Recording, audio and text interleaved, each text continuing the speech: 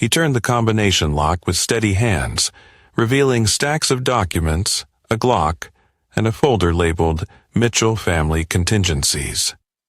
He pulled out the folder, running his fingers over the thick envelope inside, evidence collected over the past weeks. Every detail about Brenda's double life was in there, from hotel receipts to covert photographs. The truth pressed down on Ryan like a heavy stone. His thoughts drifted to Brenda's new habits. The Pilates classes she never went to before, her freshly polished nails, and the perfume that lingered in their closet. Not quite the scent she wore for him. Each detail added another crack to the carefully constructed facade of their marriage. Ryan pocketed the envelope, grabbed his keys, and slipped on his jacket. The night was cool as he left the house, the St. Louis skyline glittering in the distance. He considered calling Ashley or Tyler, but dismissed the thought. This was something he had to handle alone. As he drove toward the address Ghost had provided, Ryan replayed conversations in his mind. Every odd smile Brenda gave him, every hurried excuse. The pieces fit together now with infuriating clarity. He pulled up to a nondescript building on the outskirts of St. Louis and texted Ghost, "I'm here." A reply came instantly. "Back alley, third door on the left, package under the recycling bin." Ryan's heart thudded in his chest as he stepped out of his car and walked to the designated spot.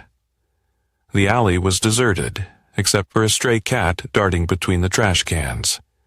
He found the envelope right where Ghost said it would be. Inside were photos of Brenda and a man he recognized, a rival contractor, Jason Lee. The betrayal stung like a fresh wound. Summoning his resolve, Ryan headed back to his car. The night air felt colder now, heavy with the weight of secrets. The city lights seemed harsher, somehow less welcoming than before. As Ryan drove home, he made a silent vow. No matter how painful the truth, he would fight for the integrity of his family, even if it meant facing his darkest fears. Inside lay documents that told a very different story than the one his family believed.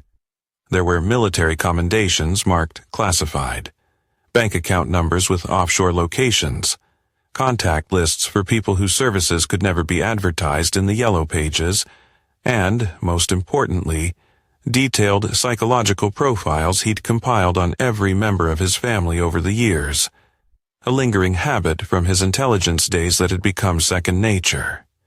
He'd always known this day might come. People revealed their true nature when tested, and Ryan had been unconsciously testing his family for years. Small betrayals, little lies, moments when they chose convenience over loyalty. He'd filed them all away, hoping he'd never need to reference them. Suddenly, the house phone rang. Brenda's voice carried from the kitchen, artificially cheerful as she spoke to someone. Ryan leaned closer and activated the recording device he'd installed weeks ago. "Yes, I can't wait either. Ryan will be gone all day Thursday for that site inspection in Denver. We'll finally have the whole afternoon." Her laugh was light, carefree, the same laugh that had charmed him 22 years ago. "Todd, you know I can't keep doing this. We need to make a decision soon." Todd Garrison. Ryan had suspected, but hearing the name confirmed it. Todd lived 4 houses down, married to quiet Linda Garrison and their 3 young children. He was a software engineer working from home, giving him plenty of chances to slip away unnoticed. Ryan had helped Todd move in 5 years ago, even recommended him for the neighborhood watch committee. The conversation continued, unspooling secrets like a thread. "I'm organizing a Labor Day barbecue. All of Ryan's family will be there. Perfect timing for what we discussed. Everyone thinks you're just the helpful neighbor." Ryan disconnected the feed, his face set in grim determination, and made a call. "Ghost, I need everything you can find on Todd Garrison. And I mean everything. financial records, browsing history, family background. I also need surveillance on my house starting tomorrow. How deep you want me to go, boss? Deep enough to bury him. After hanging up, Ryan pulled out a legal pad and began writing. At the top, he scrawled, Labor Day, the last barbecue. Below it, he started listing names. His brother Kevin, who'd borrowed $200,000 for his failing restaurant and never paid back a dime. His sister, Lisa, who'd stolen their mother's jewelry when she died and sold it for drug money. His parents, who'd never supported his military service but loved spending the money it eventually provided. His children, who looked at him like an ATM but hadn't called on his birthday. And at the center of it all, Brenda and Todd, plotting something for Labor Day, counting on everyone thinking Todd was just a friendly, helpful neighbor. Ryan had survived 3 tours in Afghanistan by never underestimating his enemies and never showing mercy to anyone who betrayed his trust. He stared at the list, realizing that Labor Day would be far more than a family gathering. It would be the day everything changed. His family was about to discover that the man who had provided for them all these years was far from the harmless contractor they believed him to be. He opened his laptop and began researching property purchases in states with no extradition treaties. If his family wanted to vote him out of their lives, Ryan would ensure they understood the true cost of such a decision. The foundation of lies upon which they'd all built their lives was about to crumble, and Ryan Mitchell intended to control every moment of the collapse. Labor Day arrived with cloudless skies and unseasonably warm weather.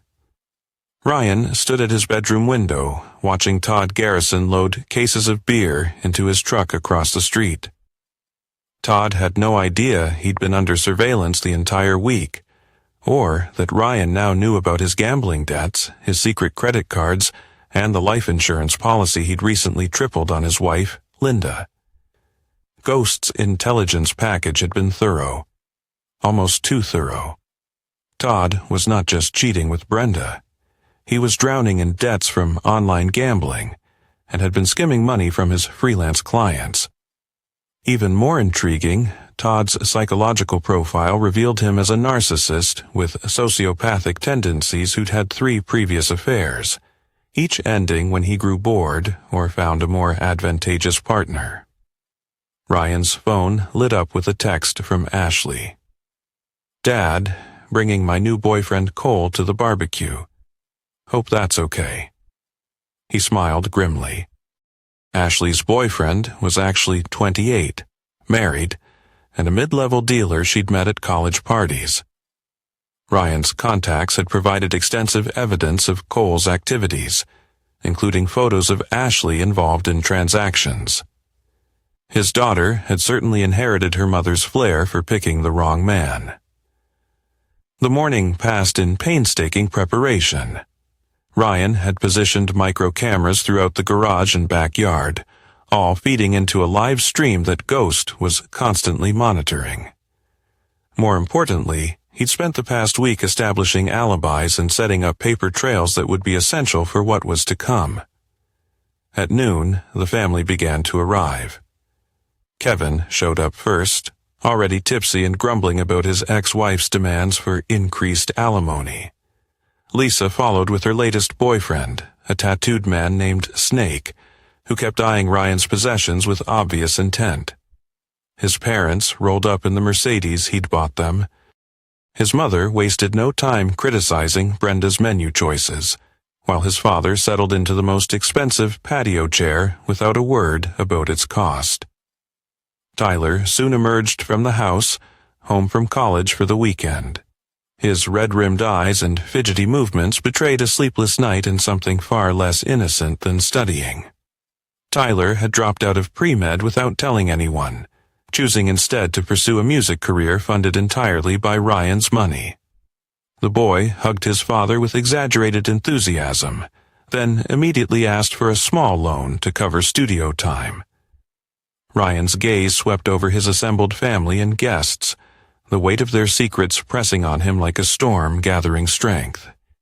He knew exactly what he had to do to show them the consequences of their actions.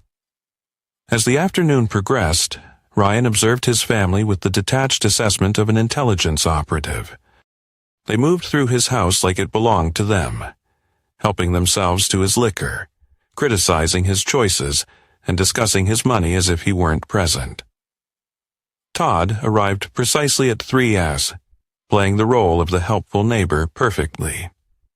"Ryan, great to see you. Linda's feeling under the weather, so she sent me with her famous potato salad." Todd's handshake was firm, his smile genuine. A practiced liar. "Todd, appreciate you coming. Brenda's been looking forward to your contribution to the party." The subtle emphasis wasn't lost on Todd, whose smile flickered momentarily, but the man was confident in his deception, believing Ryan was the oblivious husband who'd provided the perfect setup for his affair. At 5:00, Brenda approached Ryan with studied casualness.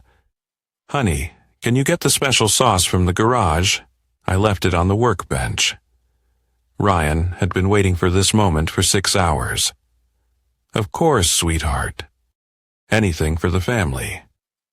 He walked toward the garage, aware that 23 pairs of eyes were watching him leave. The garage was exactly as he'd arranged it. His suitcases were packed and positioned prominently near the door. The note was placed carefully on his workbench where it couldn't be missed. "We voted. You're out. New locks go on at 8 p.m. Ryan picked up the note, making sure the hidden cameras captured his reaction. He'd written it himself the night before, mimicking Brenda's handwriting perfectly, a skill learned during psychological operations training. Through the window, he watched his entire family in the backyard. Brenda was speaking animatedly to the gathered crowd.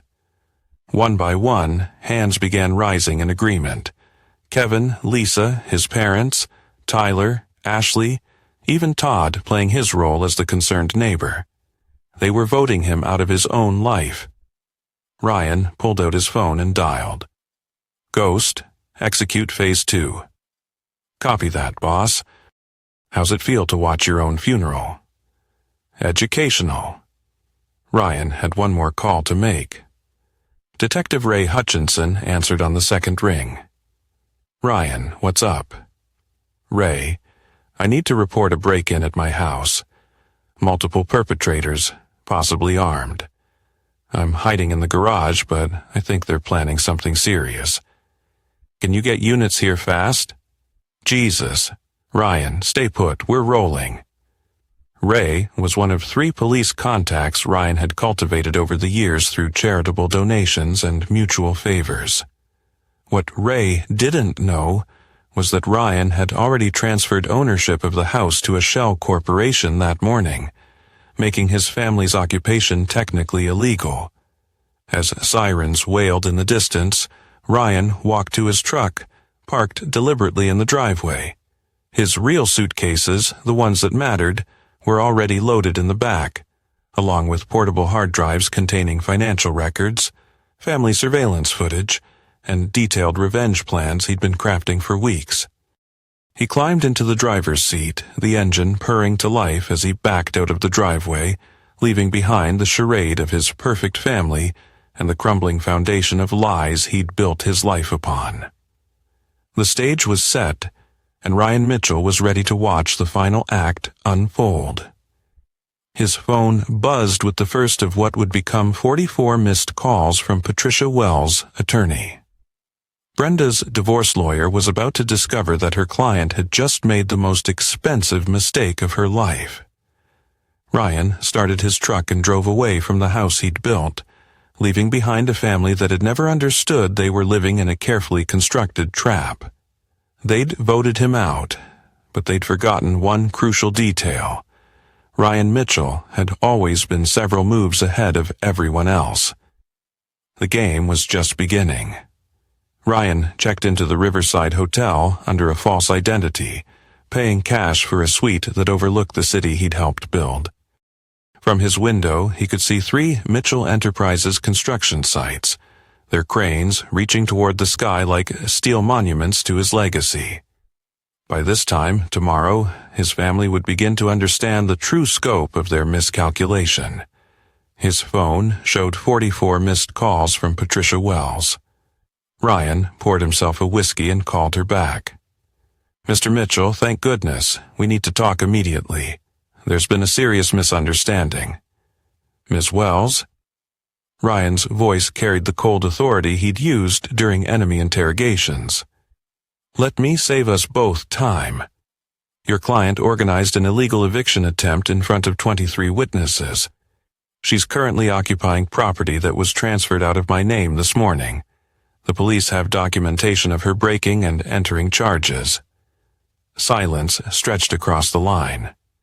"That's not possible. Mrs. Mitchell owns half of all marital assets. Mrs. Mitchell owns half of nothing. Check your facts, counselor. The house, the cars, the bank accounts, the business, all restructured through legal channels over the past 6 months.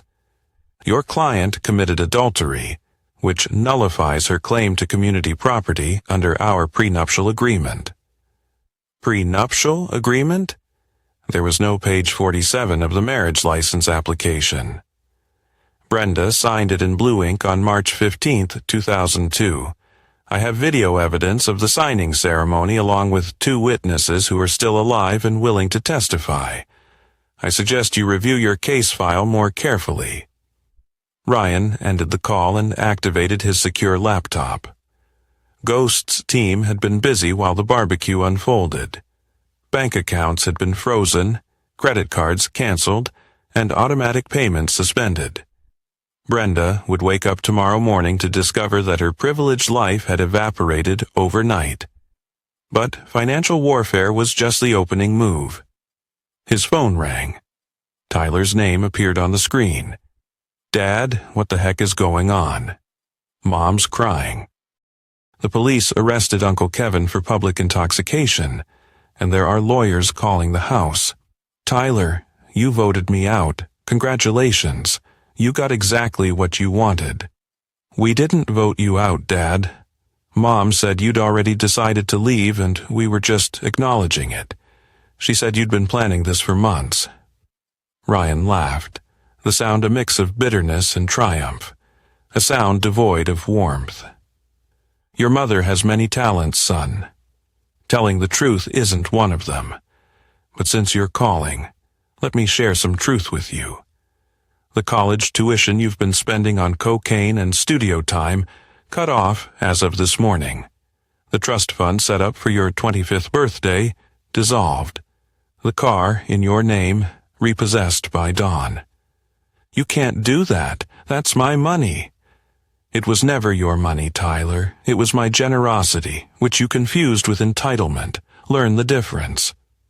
The next call came from Ashley, her voice shaking with tears. "Daddy, please come home. Mom says it's all a mistake, that you're having some kind of breakdown. Cole says we should call the police and report you missing." "Ashley, your boyfriend Cole is married, with 2 children in Phoenix. He's also dealing methamphetamines to college students, which makes you an accessory to federal drug crimes. I suggest you distance yourself from him immediately."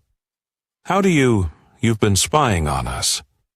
"I've been protecting this family for 22 years. You confused protection with weakness. Another expensive lesson you're about to learn." Ryan's final call of the evening was to Linda Garrison. She answered on the first ring, her voice thick with confusion and betrayal. "Mr. Mitchell, I just found out about Todd and your wife. I'm so sorry, I had no idea. Linda, I need you to listen carefully. Your husband has been embezzling money from his clients to cover gambling debts. Tomorrow morning, evidence of his crimes will be delivered to the FBI. You have approximately 12 hours to protect yourself and your children.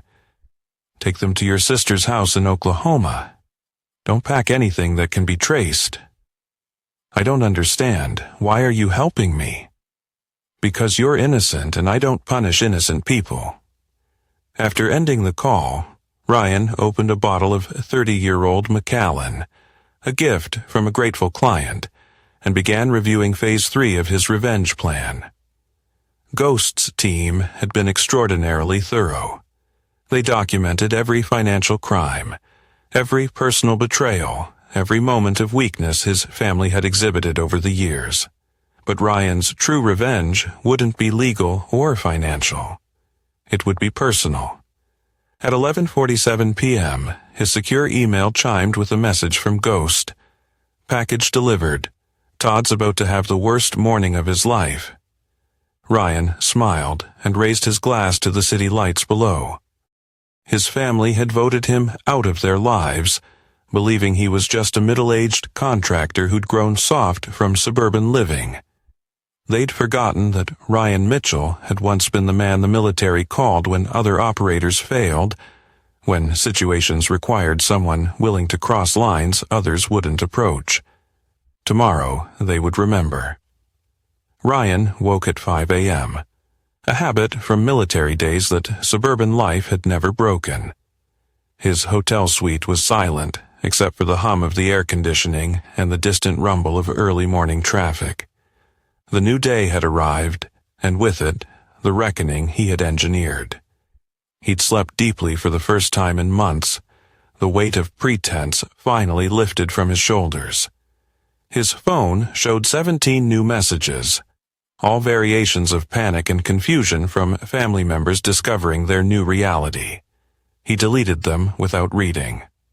At 6:15 a.m., Ryan's secure laptop chimed with an encrypted message from Ghost. Todd's package delivered. FBI in motion. Your move, boss. Ryan opened his surveillance feed to watch Todd Garrison's morning routine. Todd sat at his kitchen table, laptop open, when 3 black SUVs pulled into his driveway. FBI agents, clad in tactical gear, surrounded the house as Todd's coffee mug slipped from his trembling hands. The beauty of Todd's destruction lay in its authenticity. Ghost hadn't manufactured evidence. He'd simply compiled and presented Todd's actual crimes in a format that demanded federal attention. Wire fraud, identity theft, tax evasion, and client embezzlement. Years of criminal activity Todd had assumed would remain hidden in digital shadows. Ryan's phone rang. Brenda's name flashed on the screen. Ryan, you have to stop this. Todd's been arrested. There are FBI agents at our house asking questions about you. What did you do? I didn't do anything to Todd, Brenda. His crimes are entirely his own creation. I simply ensured they received appropriate attention. This is insane. You're destroying people's lives over a misunderstanding. A misunderstanding? Ryan's voice carried 22 years of accumulated betrayal. Is that what you call 18 months of adultery? Is that what you call organizing my family to vote me out of my own life? We weren't voting you out. I was trying to surprise you with an intervention. Everyone's been worried about your behavior, your paranoia. Todd was helping me organize. Brenda, stop lying. I have recordings. The silence stretched across the connection until Brenda's carefully constructed facade finally cracked. You've been recording our conversations. That's illegal wiretapping. In our state, only one party needs to consent to recording. I consented to recording my own conversations. Everything I've done is perfectly legal. Legal doesn't make it right. Ryan, we've been married for 22 years. I made a mistake, but that doesn't justify this nuclear response. Ryan looked out his hotel window at the city he'd helped shape. Brenda, you didn't make a mistake. Mistakes are accidental. You made a series of calculated decisions over 18 months. You chose to betray our marriage. You chose to involve our children in your deception. You chose to turn my family against me. Now, you get to live with the consequences of those choices. The children don't deserve this. The children are adults who chose their side yesterday. Ashley's currently being questioned about her boyfriend's activities.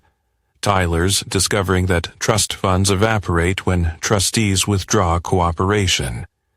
They're learning that actions have consequences. A lesson I should have taught them years ago.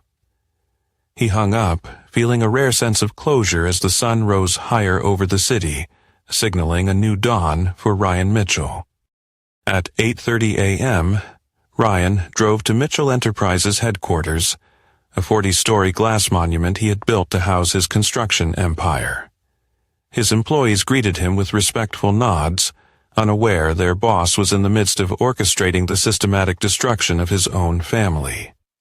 In his executive office, Ryan activated secure communications and placed a call to Marcus King, his attorney and oldest friend from military days. Marcus had left special operations to become a lawyer specializing in asset protection for high-net-worth clients who operated in gray legal areas. "Ryan, I've been expecting your call. Ghost briefed me on the situation. Your asset protection structures are solid, but we need to discuss next steps. Marcus, I want you to execute Protocol 7. Silence. Protocol 7 was their code for complete financial warfare, a legal strategy developed but never before implemented. It involved systematically destroying opponents through legitimate but ruthless financial pressure. "Ryan, are you certain? Protocol 7 is designed for enemy combatants, not family members. My family declared themselves enemy combatants yesterday. I'm simply responding to their declaration." "Understood. Protocol 7 is now active. Your family will receive legal notifications beginning at noon today. Ryan, there's no coming back from this level of escalation." "Good." Ryan's next call was to Detective Ray Hutchinson. "Rye, I need to report additional criminal activity. My wife and her accomplice have been conducting financial fraud using my business accounts. I have documentation." "Jesus, Ryan, what's happening with your family?" "The truth is happening, Ray, for the first time in 22 years. At 11:47 a.m., Ryan received confirmation that Linda Garrison and her children had safely reached Oklahoma. Todd's arrest had provided the perfect cover she needed to escape with their assets intact. Unlike Ryan's family, Linda had listened when warned and taken action to protect herself. Ryan's final morning task was reviewing the psychological profiles Ghost had compiled on each family member. Kevin was spiraling into alcoholism and mounting debt, making him vulnerable to pressure. Lisa's drug addiction created significant legal vulnerabilities that could easily be exploited. His parents' medical conditions required expensive treatments reliant on Ryan's financial support. His children, however, presented the most compelling challenges. Ashley's rebellious streak masked a deep need for her father's approval, a weakness that could be weaponized. Tyler's artistic pretensions hid genuine talent, but entitlement had corrupted his drive, creating another pressure point Ryan could target with precision. By noon, Protocol 7 would be fully active. Legal papers would be served. Financial accounts would be frozen. The privileged life his family had built on Ryan's generosity would begin its controlled collapse. Ryan poured himself a coffee and settled in to watch as his family discovered that voting him out had been the most expensive decision of their lives. They'd forgotten that the man providing their comfortable existence had once been trained to destroy enemies who threatened his mission. Now, they were the mission, and Ryan Mitchell never failed to complete his objectives. By 2 p.m., Ryan's surveillance feeds showed chaos erupting across his former life. Ashley had been released from questioning, but placed under federal surveillance due to her boyfriend's drug activities. Tyler was standing outside his apartment complex, arguing with repo men as they loaded his BMW onto a flatbed truck. Brenda sat in their lawyer's office, staring at legal documents that detailed the complete dissolution of her financial security. Ghost's voice crackled through Ryan's earpiece. "Boss, your family's making moves. Brenda's hired a private investigator to dig up dirt on you. Ashley's boyfriend, Cole, is planning something stupid. My sources say he's talking about teaching you a lesson, and Tyler's trying to liquidate assets you don't know he has. What assets? Apparently, your son's been selling your construction equipment on the side.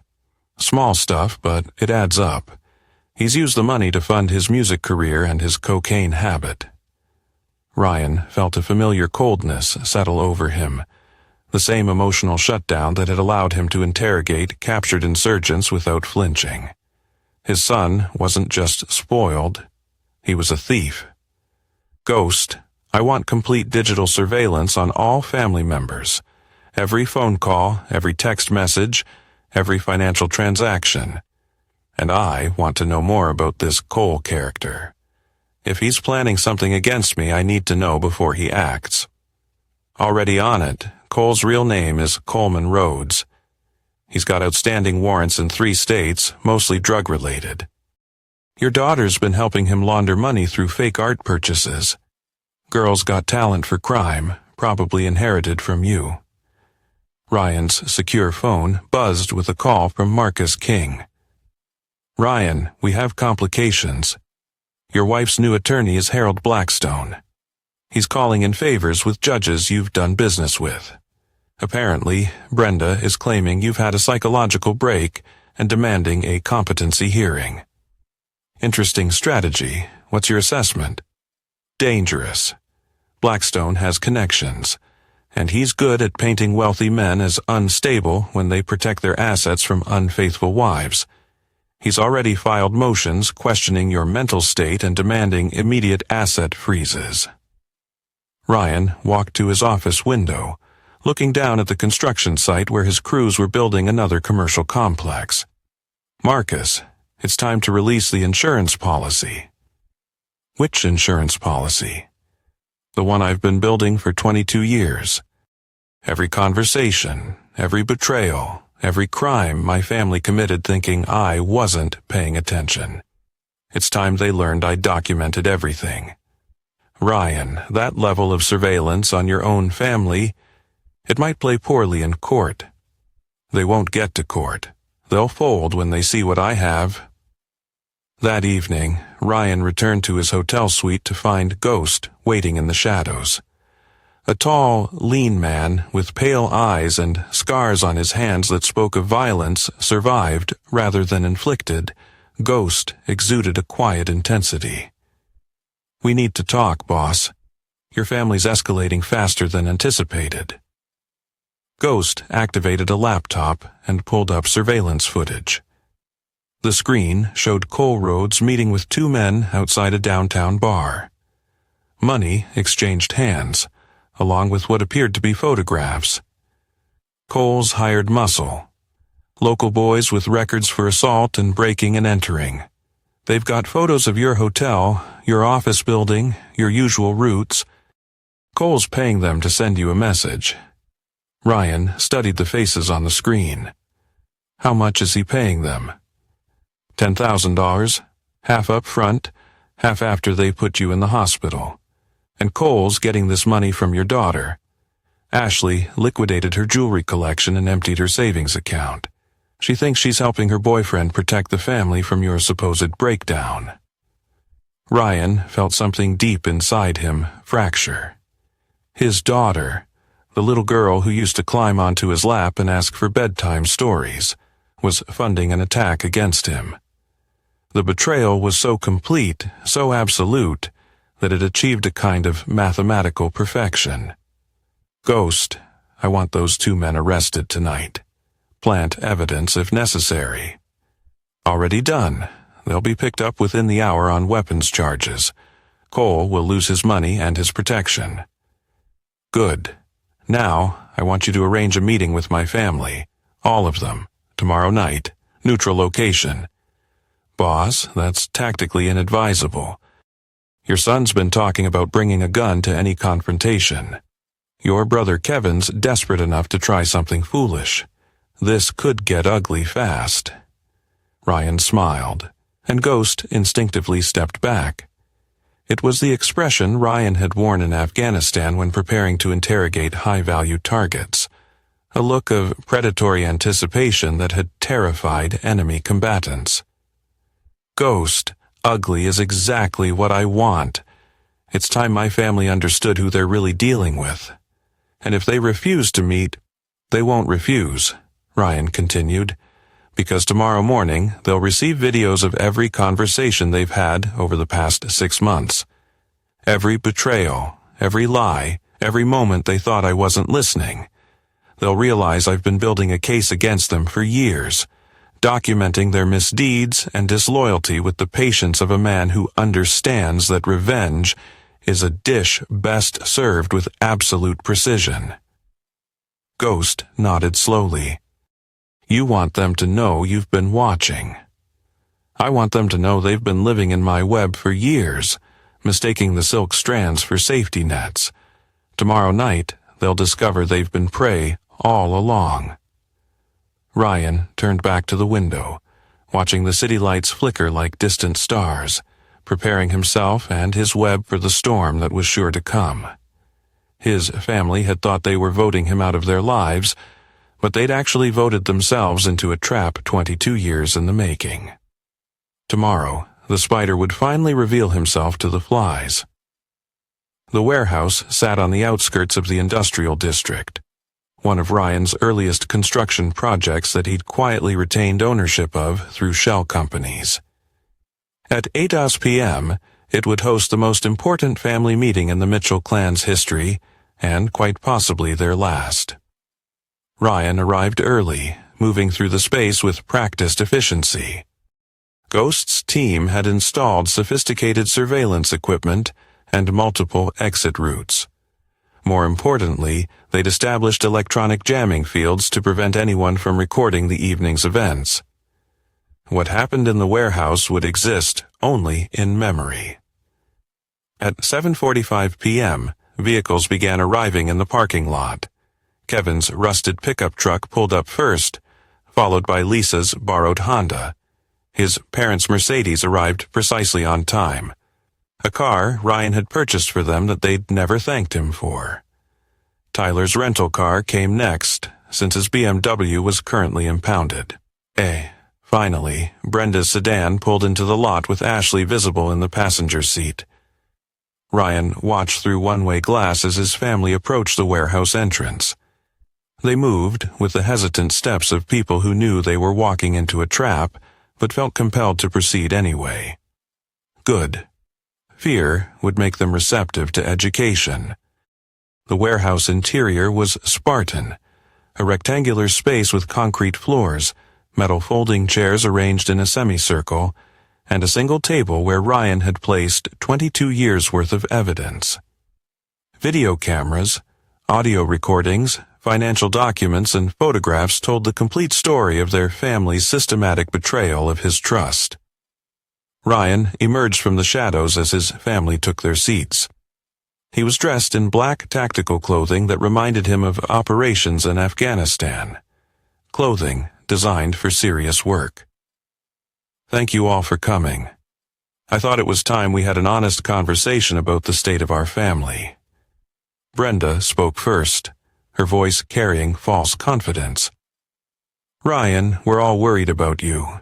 This paranoia, this surveillance of your own family, it's not healthy. We can get you help." Ryan activated a tablet and placed it on the table. The screen showed surveillance footage of Brenda and Todd in the Mitchell family bed. Audio clearly captured their conversation about eliminating Ryan from their lives. "Brenda, let's start with honesty.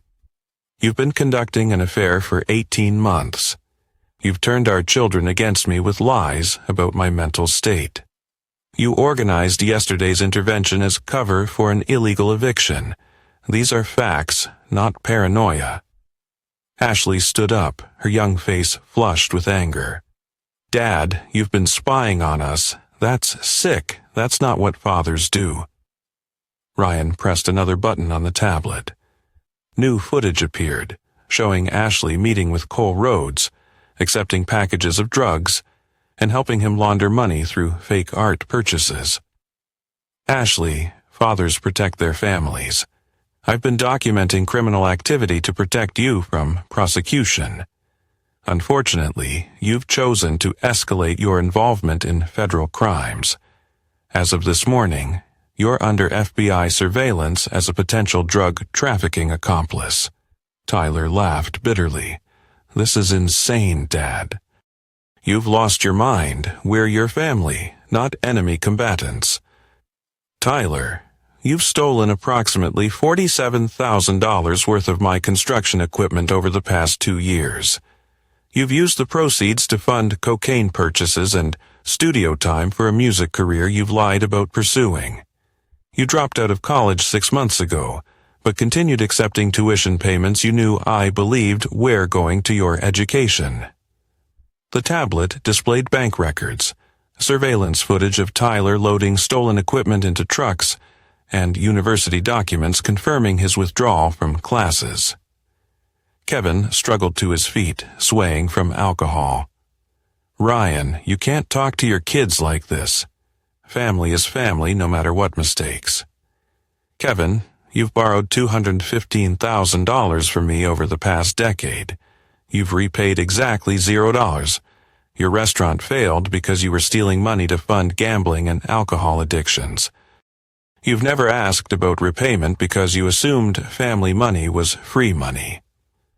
One by one, Ryan presented evidence of each family member's betrayals. Lisa's theft of their mother's jewelry, sold to purchase drugs. His parents' complaints about his military service while simultaneously demanding he fund their retirement lifestyle. Every moment of disloyalty, every lie, every assumption that his generosity was their birthright. The warehouse fell silent, except for the hum of ventilation systems and the distant sound of traffic. Ryan's family stared at the evidence of their own greed and betrayal, finally understanding the scope of his knowledge. Yesterday, you voted me out of this family. You assumed I was weak, that I would accept your decision and fade quietly into divorce and irrelevance. You forgot that I once hunted people for a living, that I survived 3 combat tours by never underestimating enemies and never showing mercy to those who betrayed operational security. Ryan stood and walked to the table, his movements predatory and precise. So, here's what's going to happen. You're going to leave this warehouse and never contact me again. You're going to accept the financial consequences of your choices without legal challenges or public complaints. You're going to disappear from my life as completely as you voted me out of yours. Brenda found her voice. And if we refuse? Ryan smiled, and every person in the warehouse instinctively recognized the expression of a predator revealing its teeth. Then you'll learn the true meaning of consequences. You'll discover that the man you thought you knew is far more dangerous than you ever imagined. You'll experience the full weight of my wrath, and you'll regret the day you ever crossed Ryan Mitchell. Then you'll discover that voting me out was the second worst decision you've ever made. The worst decision would be forcing me to treat you like actual enemies instead of simply disloyal family members. The implications hung in the air like smoke from a distant fire. Ryan Mitchell had spent 22 years building a family, but he'd also spent 22 years preparing for the possibility that his family might one day require the same treatment he'd once reserved for enemy combatants. The meeting was over. The family was finished. All that remained was determining whether his former relatives would accept exile, or if they would require more permanent solutions to the problem they created. 3 days after the warehouse meeting, Ryan's family made their final mistake. Instead of accepting defeat and disappearing quietly, they chose to escalate. The decision would cost them everything they had left to lose. Ryan discovered their plan through Ghost's surveillance network. Brenda, Ashley, and Tyler had hired a criminal attorney named Vincent Torres, a man who specialized in representing clients who fought dirty. Their strategy was simple: destroy Ryan's reputation and business through a coordinated media campaign, then force a financial settlement through public pressure. The first salvo came Tuesday morning.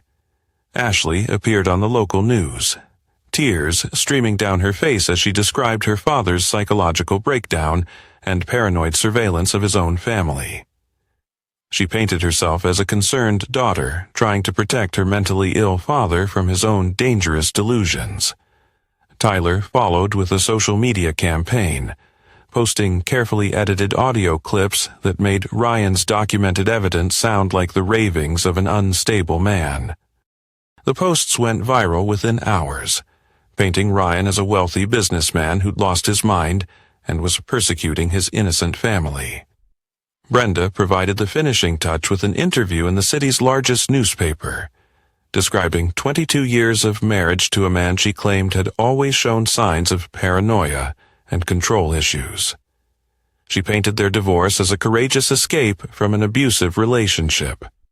By Wednesday evening, protesters had gathered outside Mitchell Enterprises headquarters. Ryan's construction business was hemorrhaging contracts as clients distanced themselves from the unhinged tycoon their social media feeds were describing.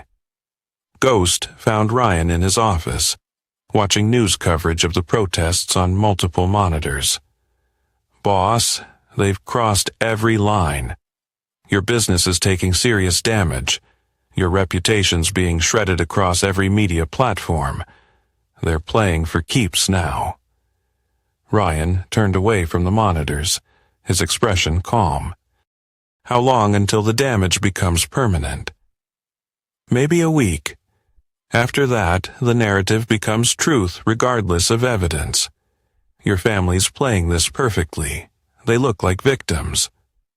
You look like a wealthy man persecuting them out of spite. Ghost, activate Protocol Omega." The words hung in the air like a death sentence. Protocol Omega was their code for complete destruction, the total elimination of targets through any means necessary. It was the protocol they'd never used, never wanted to use, but had always known might become necessary. "Boss, are you certain? Protocol Omega is irreversible. There's no walking this back." They chose this escalation. They decided to destroy my life's work rather than accept the consequences of their betrayal. I gave them the opportunity to walk away. They chose war instead. Ghost nodded slowly. "I'll need 48 hours to position assets. After that, it's total warfare." "Understood." "And Ghost, make sure Linda Garrison and her children remain protected. She's innocent in this." Thursday morning brought new revelations designed to destroy Ryan's credibility. Tyler released edited surveillance footage that made Ryan appear to be stalking his own family. Ashley posted hospital records claiming her father had forced her into psychological counseling to cover up his abusive behavior. Ryan's phone rang constantly with reporters seeking comment, business partners demanding explanations, and lawyers offering to represent him against his clearly unstable family. He ignored them all, focusing instead on the final preparations for Protocol Omega. At 3:00 p.m., Marcus King arrived at Ryan's office with urgent news. "Ryan, they filed for emergency restraining orders. They're claiming you're an immediate physical threat. The hearing is tomorrow morning." "Let them have their hearing. It won't matter after tonight." "What happens tonight?" Ryan handed Marcus a sealed envelope. "If I don't contact you by noon tomorrow, deliver this to Detective Hutchinson. It contains complete evidence of every crime my family has committed along with detailed instructions for prosecuting them. Consider it my insurance policy." Marcus studied Ryan's face, recognizing the expression from their military days. "Ryan, whatever you're planning—" "I'm not planning anything, Marcus. I'm simply responding to their escalation with appropriate force. They chose to make this a public war. Now they'll learn what war actually means." That evening, Ryan met Ghost at a secure location outside the city. The warehouse was filled with equipment and personnel that belonged to Ryan's past life. Men who'd served with him in Afghanistan, who understood that some battles could only be won through superior violence. "The targets are dispersed tonight," Ghost reported. "Tyler's at his apartment. Ashley's staying with Cole at his place. Brenda's at her sister's house. Kevin's at his usual bar. Lisa's at her boyfriend's place. Your parents are home. Collateral damage minimized. We've confirmed locations of innocents and planned accordingly. Cole Rhodes is not considered innocent. He's been making threats against you all week." Ryan studied the tactical display, showing his family's locations. 22 years of marriage, parenthood, and family obligations had taught him to love these people despite their flaws. But 22 years of military training had taught him something more fundamental. When enemies threaten your mission, you eliminate the threat. Execute Protocol Omega at 2 a.m. Make it look like accidents and coincidences. No evidence pointing back to us. And Ghost, make sure they understand in their final moments exactly why this happened. I want them to know their choices led to this outcome. Ghost nodded and began issuing orders to his team. Men in tactical gear moved with practiced efficiency, loading vehicles and checking equipment. They were Ryan's insurance policy from his military days. Soldiers who'd followed him through hell and remained loyal to him in civilian life.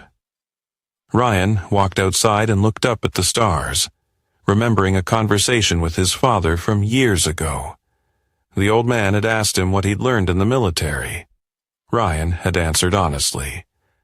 "I learned that some people will only respect you after you've proven you're willing to destroy them." Tomorrow, his family would understand that lesson completely. Protocol Omega was in motion, and Ryan Mitchell never failed to complete his missions.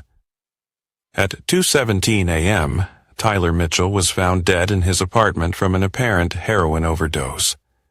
The needle was still in his arm, and the drugs were of a purity that suggested either incredible bad luck or deliberate intention. Security cameras had mysteriously malfunctioned for a 3-hour window around the time of death. At 2:31 a.m., Kevin Mitchell's pickup truck rolled over on a deserted stretch of a highway outside the city. The accident appeared to be caused by Kevin's blood alcohol level, which was 3 times the legal limit. No other vehicles were involved, though tire marks suggested he'd swerved to avoid something in the road that was never found. At 2:45 a.m., Lisa Mitchell and her boyfriend Snake were killed when their trailer exploded, due to what investigators would later determine was a methamphetamine lab accident. The explosion was consistent with amateur drug manufacturing, and both victims had drugs in their systems that supported the theory of careless chemistry. At 2:52 a.m., Cole Rhodes disappeared from his apartment, leaving behind only bloodstains and evidence of a violent struggle. Ashley Mitchell, who'd been staying with him, was found bound and gagged in the closet, traumatized but physically unharmed. She claimed masked men had broken in, taken Cole, and told her to deliver a message to her father. Ryan received the first phone call at 3:15 a.m. Ashley's voice was barely coherent through her sobs. "Daddy, they took Cole. They said this was just the beginning. They said you'd understand." The second call came at 3:47 a.m. from Detective Hutchinson. "Ryan, I need you downtown. There's been... Jesus, Ryan, it's bad. Your entire family. It's like someone systematically targeting them. We need to talk. There's been multiple incidents involving your family. You need to get here now." The third call arrived at 4:12 a.m. from the hospital. Ryan's parents had suffered simultaneous heart attacks, a medical coincidence that seemed impossible until doctors discovered they'd both consumed massive doses of a heart medication that wasn't prescribed to either of them. Ryan dressed slowly, his movements deliberate and calm. Ghost's team had executed Protocol Omega with surgical precision, eliminating threats while maintaining plausible deniability. The message was clear. Crossing Ryan Mitchell carried consequences that extended far beyond financial or legal warfare. At the police station, Detective Hutchinson looked like a man who'd aged 10 years in 4 hours. "Ryan, what the hell is happening to your family? 3 deaths, 1 disappearance, 2 heart attacks, and your daughter claiming masked men broke into her boyfriend's apartment. This isn't coincidence, Rye. My family's been under stress lately. Sometimes stress reveals people's true nature and leads them to make fatal decisions. Don't lie to me, Ryan. I've known you for 15 years. This level of carnage doesn't happen naturally." Ryan leaned forward, his voice dropping to the tone he'd used with captured insurgents. "Rye, my family declared war on me publicly. They tried to destroy my reputation, my business, and my life through coordinated media attacks. I defended myself using resources they didn't know I possessed. The fact that their escalation resulted in casualties isn't my responsibility. You're talking about your children, Ryan, your brother, your parents. I'm talking about people who chose to be my enemies. The fact that they were once family members doesn't grant them immunity from the consequences of their choices." Hutchinson stared across the table, finally recognizing something in Ryan's eyes that he'd never seen before. The cold calculation of a man who'd crossed lines that most people couldn't even imagine. At 6 a.m., Ryan was released without charges. The evidence was circumstantial, and the deaths appeared unrelated except for their timing. As he walked through the police station, Ryan noticed how officers stepped aside to let him pass, their eyes avoiding direct contact. Good fear was useful. Outside the station, Brenda was waiting by his truck, her face hollow with grief and terror. She looked like she'd aged 20 years overnight. "Ryan, please. I know you did this. I know you killed them, but Ashley's still alive, and she's the only family either of us has left. Please don't hurt her." Ryan studied his wife's face, seeing her clearly for perhaps the first time in 22 years. She'd been beautiful once, before greed and entitlement had corrupted her features. Now she looked like what she'd always been beneath the surface, a predator who'd finally encountered a superior predator. "Brenda, I didn't kill anyone, but I will tell you this. If you ever threaten me or mine again, I won't hesitate to finish what I started. You chose this path, and now you'll live with the consequences. As for Ashley, she's safe as long as she stays out of my way. But if she crosses me, she'll learn the same lesson you just did. Ashley is alive because she's young enough to learn from this experience. If she chooses to continue the pattern of betrayal that destroyed the rest of our family, she'll discover that my patience has limits. She's 20 years old, Ryan. She's just a child. She's old enough to fund assassination attempts against her father. She's old enough to participate in drug trafficking. She's old enough to face the consequences of her choices." Ryan climbed into his truck and started the engine. Through the windshield, he could see Brenda standing in the parking lot, crying for family members who died because they'd forgotten that the man who provided for them had once been trained to eliminate threats to operational security. As he drove away, Ryan's phone buzzed with a text from Ghost. "Phase 2 complete. All primary targets neutralized. Secondary target contained and educated. Cole Rhodes will not be returning to bother anyone." Ryan deleted the message and drove toward his office. Mitchell Enterprises was still standing, though its reputation would require careful rebuilding. The media narrative would shift now.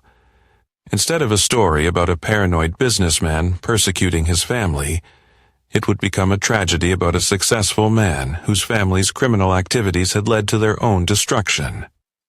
By noon, Ashley would be in protective custody, claiming she'd never really understood her boyfriend's criminal activities and had been manipulated by family members who turned against her father.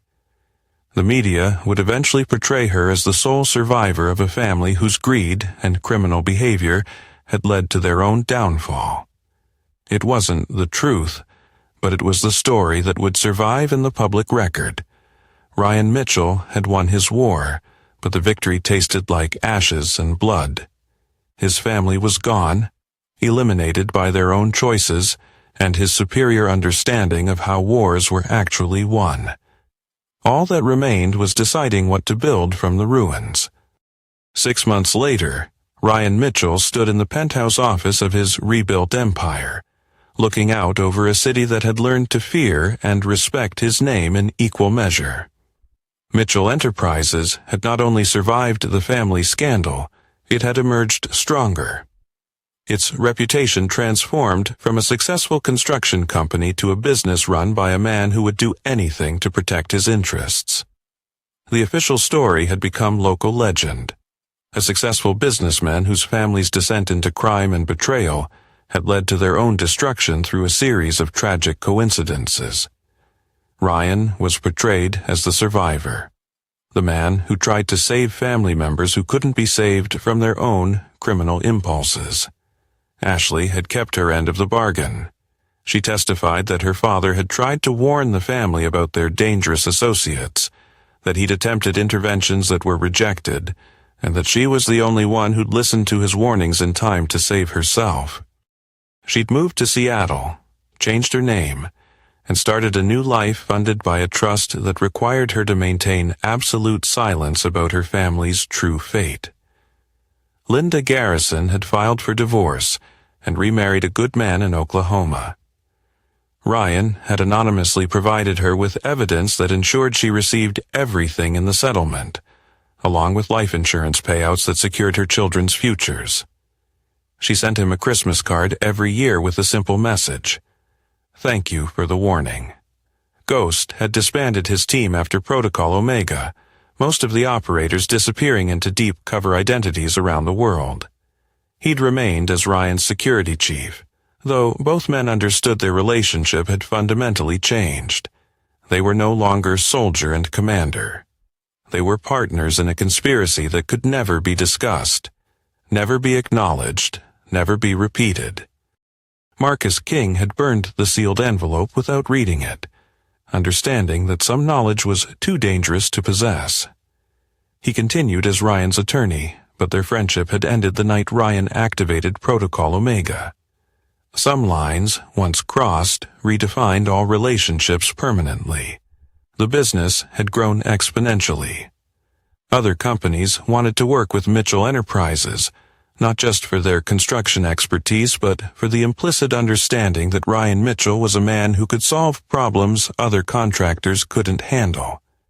Contracts came with the unspoken guarantee that obstacles, regulatory, financial, or personal, would be eliminated with surgical precision. Ryan's reputation in the business community was whispered rather than spoken aloud.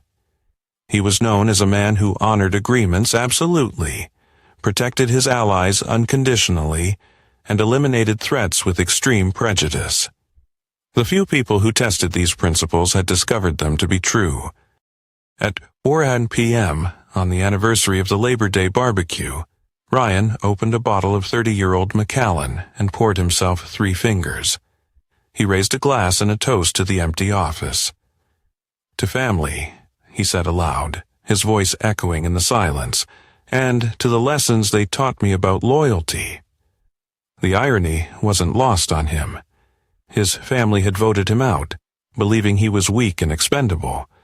Instead, they'd freed him to become exactly what his military training had always prepared him to be: a man unencumbered by sentiment, unrestrained by conventional morality, and unlimited in his willingness to protect his interests through superior force. His secure phone buzzed with a message from Ghost. New contract inquiry. Fortune 500 CEO with a board revolt problem wants to discuss permanent solutions. Interested?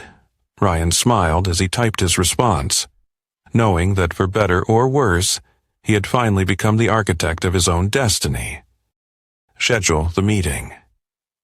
The construction business had been profitable, but the consulting business was proving far more lucrative.